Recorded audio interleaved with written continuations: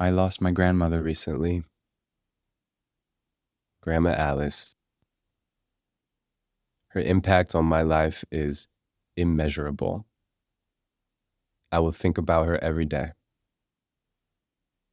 Some of my fondest memories with her are the conversations we had about psychology. She was a brilliant woman, and she was an avid reader of Carl Jung's work. She had all his books. I inherited many of them. I think I also inherited her knack for understanding people, and I love being her grandson. I have a fond memory of when I showed her this clip of an interview with Carl Jung. And did he make you attend church regularly? Oh, well, that was quite natural. Yes. Everybody went to church Yes. on Sunday. And did you believe in God? Oh, yes. Do you now believe in God? Now? Difficult to answer. I know.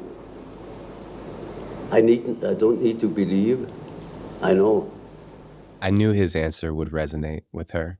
She watched that clip, smiled a knowing smile, and said exactly. And then she nodded, as if to say, Jung's my boy. One of the areas of Jung's work that Grandma and I talked about a lot was, of course, archetypes. I've had the idea for a while now to create a series about archetypes for this channel, but found myself hesitating, mainly because I want to do justice to this topic. It's one of those topics that can get a little oversimplified and misinterpreted, especially as it gets popularized. But here we are. You are watching the first of a series of videos about psychological archetypes, inspired by a wise old woman, brought to you by Psychology Is.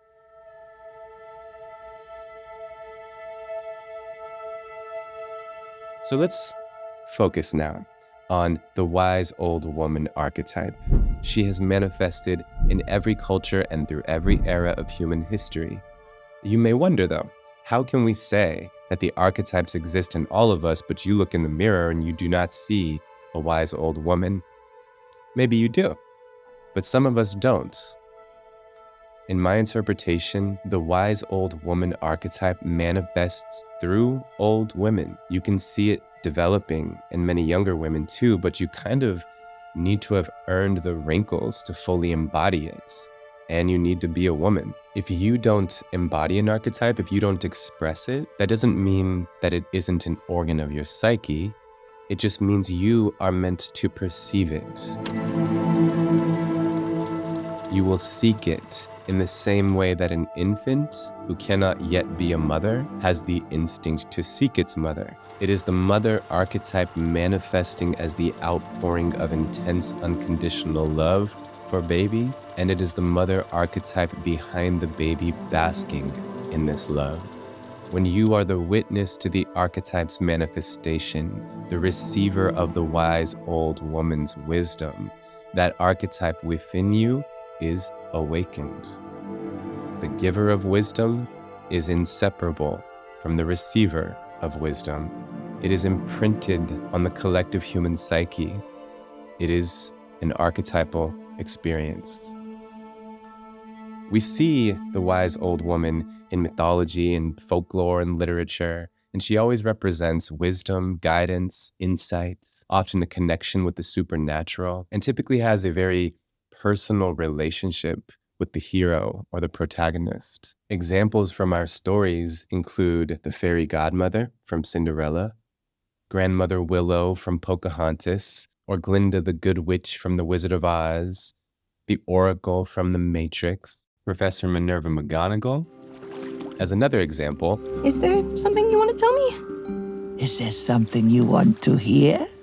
Moana's grandmother, Tala. She's a quintessential embodiment of the wise old woman. In a way, she feels like everybody's grandmother. And that's the archetype we sense. When I die, I'm going to come back as one of these. Or I chose the wrong tattoo. She brings a depth to the whole story. And it's through Tala, of course, that Moana learns of her ancestors and their voyaging spirits. And this sparks Moana's determination to restore that legacy. Tala's guidance is crucial to Moana's journey of fulfilling her destiny. And at the core of her guidance is to remember who you are and trust your heart. Tala has deep wisdom and lightheartedness. She meets Moana's distress with compassion and understanding when necessary, and she can meet Moana's distress with humor and lightness when necessary. And she draws upon her wisdom to know when each approach is necessary. This old woman's wisdom is reflected in many moments of the Moana movie. She sees more clearly than anyone what must happen to bring healing and prosperity back to their island. But one day, the heart will be found by someone who will journey beyond our reef, find Maui, deliver him across the great ocean to restore Te Fiti's heart. Perhaps it's the most profound teaching that our elders impart, not just how to face life, but how to face death. The way Tala handles her impending death is with dignity and peace. Before she passes on, she reassures Moana of what she's capable of and called to do. Sail across the sea and restore the heart of Te Fiti. Her death is portrayed in the movie as a transformation into a spiritual entity.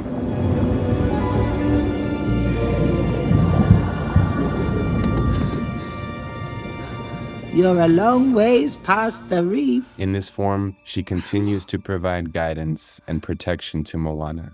Guess I chose the right tattoo. Grandma!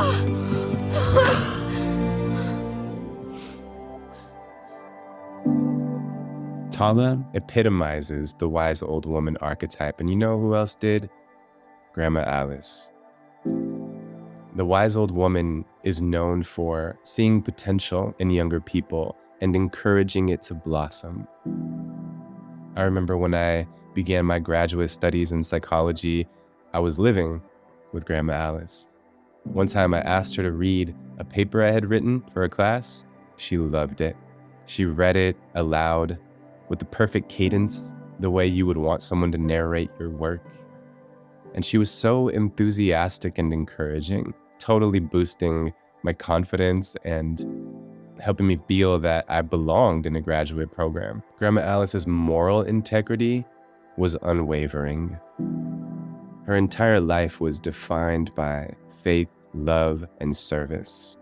She served the homeless, she opened her home to people in need, and she fearlessly spoke out against what she saw wrong with the world. For many years, her voicemail recording ended with, "Please continue to pray for peace." And she was an activist for peace. She would stand on the street every Friday night, protesting wars, promoting the idea that the best way to support our troops is to bring them home, and advocating for peace and love.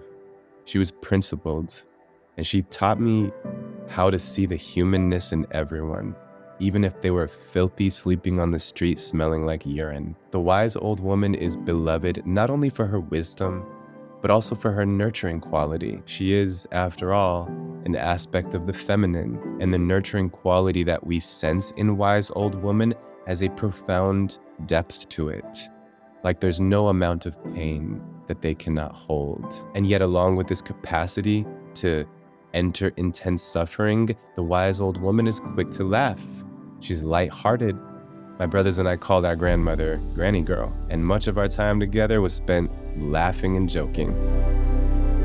And lastly, the wise old woman has a deeply personal impact on others. The connection to our grandmothers is a very special connection. Our relationship with them feels uniquely meaningful. We feel from the figures in our lives who embody the wise old archetype, whether they be our grandmothers or other wise old women, an incredibly heartwarming love and a sort of spiritual nurturing. I will never be a wise old woman, but this archetype awoke in me through my relationships with wise old women. I have gotten to experience the deeply human experience of looking into the eyes of a wise old woman, sensing the ripest form of maturity, becoming a deeper person by spending time with her, feeling nurtured and guided by a form of the feminine that has been seasoned by a complexity of life experience that I cannot even fathom. If you are a wise old woman, we honor you. If you are not a wise old woman, we honor that within you that honors this archetype, which is this archetype in you.